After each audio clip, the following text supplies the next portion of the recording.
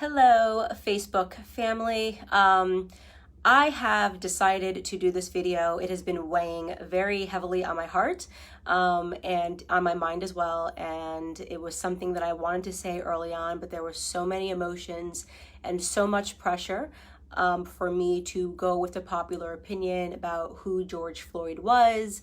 And sometimes it can be difficult when there are just so many external pressures to say what you believe. And this was an instance where I felt like my silence would have been better in the beginning, but the more that I think about it, I realize that we are being sold a lot of lies, and at the detriment to the Black community, at the detriment to the white community, and at the detriment to America as a whole. So I want to come out and say that I do not support George Floyd and the media depiction of him as a martyr for Black America. I'm going to explain why, and I hope that some of you guys will understand where I'm coming from. I have spent a considerable amount of time reading a lot of Black authors that I think are some of the most brilliant Black Americans breathing. Walter Williams, Shelby Steele, Thomas Sowell, and I recently came across something that was an idea that was planted into my head by Shelby Steele, and it has been something that I cannot forget. It is something that will stick with me for the rest of my life. And it is something that I hope for the Black Americans that are watching will stick with you for the rest of your life. Shelby Steele said that the Black community is unique from other communities. Our culture is unique from other communities because we are the only community that caters to the bottom denominator of our society. Now, let me explain what that means. It means to say that not every Black American is a criminal, not every Black American is committing crimes, but we are unique in that we are the only people that fight and scream and demand support and justice for the people in our community that are up to no good. You would be hard pressed to find, a Jewish person who has spent 5 stints in prison, who commits a crime and dies while committing a crime, and that the Jewish people champion and demand justice for. You will be hard pressed to find this in white America. You'll be hard pressed to find this even in Latino America. If there is a person that is spent multiple times in prison, you are not going to see a bunch of Latinos coming out demanding justice for this person, even if, and I want to be very clear, what I'm saying is not any defense for Derek Chauvin. I hope Derek Chauvin gets the justice that he deserves to be, implemented upon him, and that the family of George Floyd deserves justice for the way that he died. But I also am not going to accept the narrative that this is the best the Black community has to offer. For whatever reason, it has become fashionable over the last 5 or 6 years for us to turn criminals into heroes overnight. And it is something that I find to be despicable, and it is something that I refuse to stand by any longer, and I am not going to play a part in it, no matter how much pressure comes from Black liberals and Black conservatives as some token of people wanting you to believe that this is the only way you can be Black, is you have to say this was wrong and that this person was amazing. I won't do that.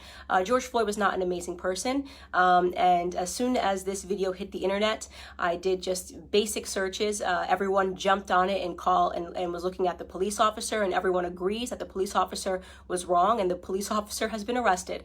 So that is not the reason I'm not discussing that, is because that is not something that has been misconstrued in the media.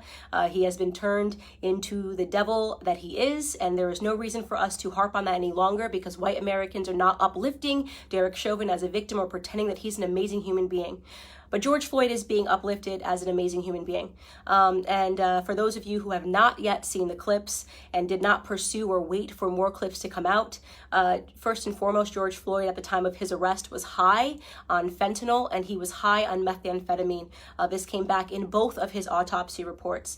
If you pursue the 911 transcript, you can see the person describing somebody who is out of their mind high, and which is what made the person fearful, because he tried to use a bill that I guess was a fake bill to purchase something, and then he was outside acting weird, and they, in their police call, said that this person was obviously distorted and on drugs.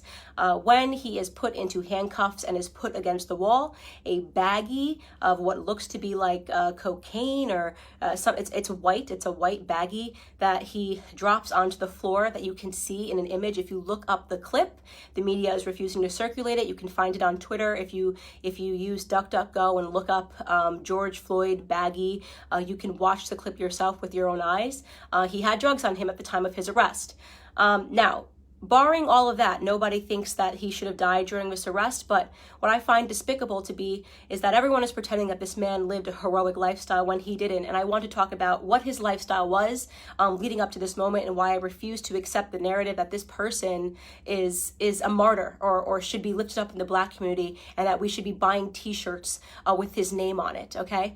So here we have, first and foremost, let's start from the bottom of his record. And by the way, I am not saying that if you have a record, you don't deserve a second chance. I think people get arrested and some people can serve time in prison. And I believe in second chances, but I do draw the line when it comes to second, third, fourth, fifth, sixth, seventh, eighth, and ninth chances. 1998, he spent 10 months in prison for theft with a firearm. That was the first prison stint that I could find on him. In 2002, he spent 8 months in prison for a cocaine offense. In 2004, just 2 years later, he spent another 10 months in prison for a cocaine offense.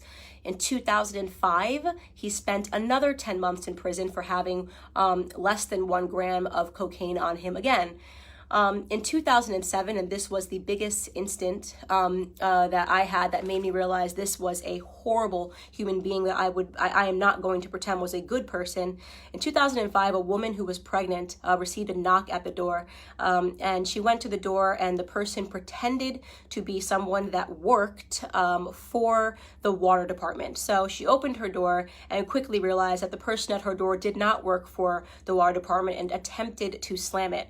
At the moment that she was attempting to slam it, a Ford pulled up and another 5 men jumped out of the car, and one of which was George Floyd, came up to the door and they forced their way inside to her home, inside of her home. Mind you, this woman is pregnant. At that point, George Floyd took out a gun and pressed it to her stomach. She was screaming, begging for her life, and he put her inside of her living room and instructed one of his criminal friends that was with him to watch her and to make sure she didn't leave the living room. So he was playing guard while they ransacked her home looking for drugs and money. They did not find drugs. They ended up taking, I believe, her wallet and her cell phone. Fortunately for her, her neighbor observed what was going on and caught the license plate of the people as they pulled off and called 911. And when 911 was able to, they were able to track down the car of which George Floyd was the driver, and they arrested him. And 2 years later, he was sentenced to 5 years in prison for that instance. Now, you can say the media is portraying it like he was just getting his life together after, being released in 2014 following that incident. He was just getting his life together and moved and was going to start afresh. I'd like to believe all of those things, and there's a gap, and he never got in trouble for 5 years until this incident when the police were called on him again. But you are defying common sense to believe that this person suddenly became an exemplary character but happened to be high on fentanyl and methamphetamine and trying to use a fake bill to purchase something. And so in my opinion, George Floyd was a criminal. He was a criminal. And just because he was a criminal doesn't mean he deserved to die at the knee of a police officer. But it does mean that I am not going to play a part of the broken Black culture that always wants to martyr criminals, who wants to pretend they were these upstanding human beings that just wanted to help society, that just wanted to reach out and uplift society. And he has a rap sheet that is long, that is dangerous. He was an example of a violent criminal his entire life. Okay, up until the very last moment. Now, again, I want to be clear. This is not a defense for Derek Chauvin. No one that I have spoken to, no one in the news is defending Derek Chauvin. He is getting what he has coming to him. Okay, great. But why are we pretending that this criminal should be upheld as a citizen, as a martyr in Black America? A martyr for a fake narrative, by the way. Police brutality, racially motivated police brutality is a myth. Okay, so let's get into that. Not only are we using this death, right, and allowing it to cause these riots and protests, pretending this was some upstanding citizen in the Black community who was tackled down and killed for no reason, right? Not only are we allowing it to inspire riots in which Black people are dying, in which actual upstanding Black citizens are dying. Case in point, I'm sure you guys have all now seen David, the sheriff that just was shot and killed because he was trying to protect a pawn shop. Please look him up if you haven't seen it. I'm blanking on his last name. His first name is David, who was shot and killed for trying to protect a pawn shop from looters, an upstanding citizen, an actual head of he was the head of a police his entire life, 77 years old, did everything right? So we now have to kill upstanding Black citizens because a non-upstanding Black citizen, a career Black criminal, died. Now, did he deserve to die in that manner? No. I can't say it enough. No, he didn't deserve to die in that manner. But I will be damned if the rest of us upstanding Black citizens have to suffer because of this incident that rarely ever happens in America. So here are some numbers for you people that are still believing that police brutality is a real, racially motivated police brutality is a real thing. First and foremost, okay, you have a 25% higher chance as a violent white criminal of dying at the hands of a police officer than you do as a Black criminal. Last year, a total of 9 unarmed black men were killed by police officers and 19 white men were killed by police officers. For those of you that aren't good at mathematics, right, you might be thinking, oh, but Candace, white people represent 60% of the population and Black people represent just 13% of the population. It doesn't matter what percentage of the population you represent. It matters what percentage of the violent criminal community you represent. And unfortunately, Black community commits a disproportionate amount of crimes compared to the white community. Let me tell you, 6% of the population, right, Black men, 6% of the population account for 44% of all murders in this country, according to 2018 statistics. That is what you call a gap. And yet white people who represent 60% of the population, we represent 13, Black men are 6%, only represent 50% of all the murders, right? That makes no sense. That makes no sense. A 6-point variation in a community where we are extreme minorities. We commit 50% of all violent offenses, evenly split, and we're only 13% of the population, okay? So we have a lot more encounters with police officers. And don't say the police officers are coming around because we're Black. I'm talking about violent criminals. I'm talking about murder, 44% of murders, okay? You want to talk about real statistics? The police officers have way more to be fearful of in the Black community than the other way around, okay? We commit, on average, a police officer is 18 and a half times more likely to be killed by a Black person than the other way around. Okay, so this entire narrative is complete smoke and mirrors. It's all made up. It's just election fodder. It's white versus Black because it's an election year, not because Black Americans are suffering at the hands of police officers more than white Americans. Do some police officers do the wrong thing? Yes. I don't think there's anybody in the world who has not encountered a police officer and thought this person is an absolute jerk who is power tripping, whether you are Black or white. We know they exist. And we know they're always going to exist, by the way, because they're human beings. And sometimes human beings suck. In fact, if you want to attack a community for accidental slayings or brutality, did you know that doctors accidentally kill 250,000 people every year because of mistakes? Did you know that there's been doctors that have been arrested for being serial killers that just were killing people because they wanted to?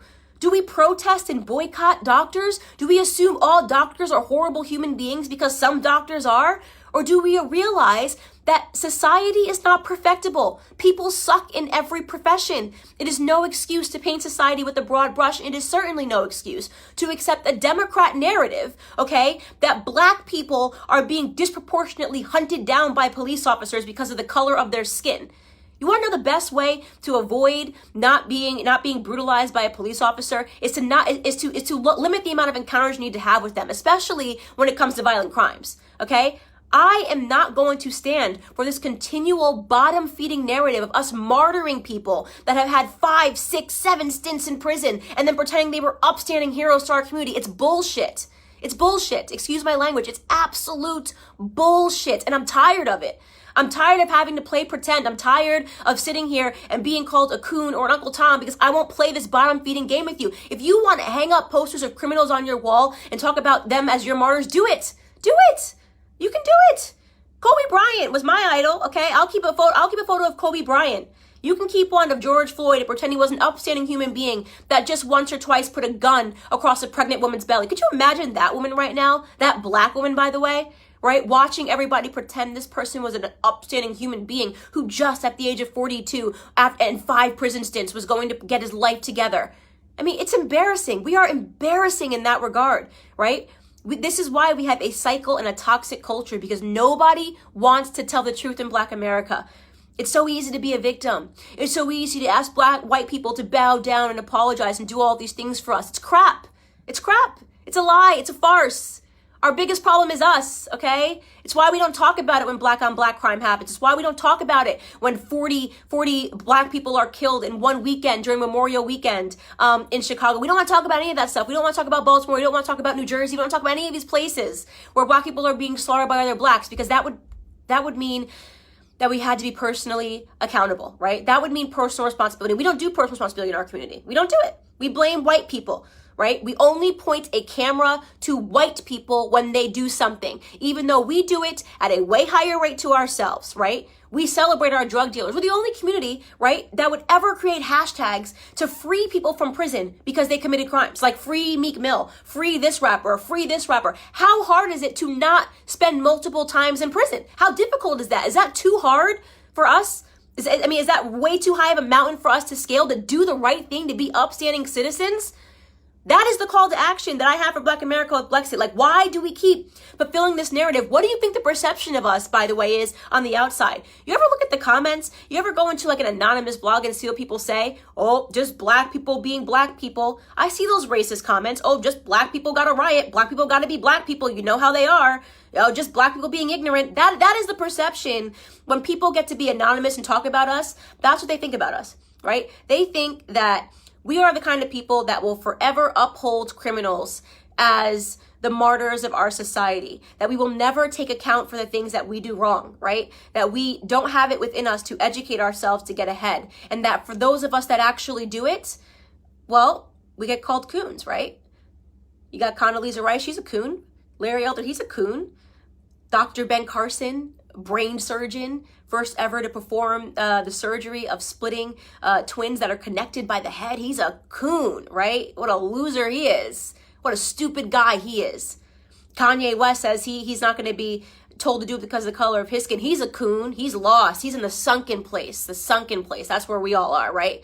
Because we demand more and we will get more out of this society, because we're going to get ahead, right? That's what's going to happen. We're going to get ahead. Black conservatives get ahead because we don't subscribe to this narrative. Because you're not going to catch me outside trying to grab a TV pretending that it's because a martyr named George Floyp got killed. Okay? I'm a big believer that no matter what color you are, you do stupid things, you win stupid prizes. Okay? We have to do better. We have to teach our kids better, or we're not going to get ahead, right? Anyways, this is just a rant because I have been feeling super annoyed at these depictions in society. I have no apologies here to make.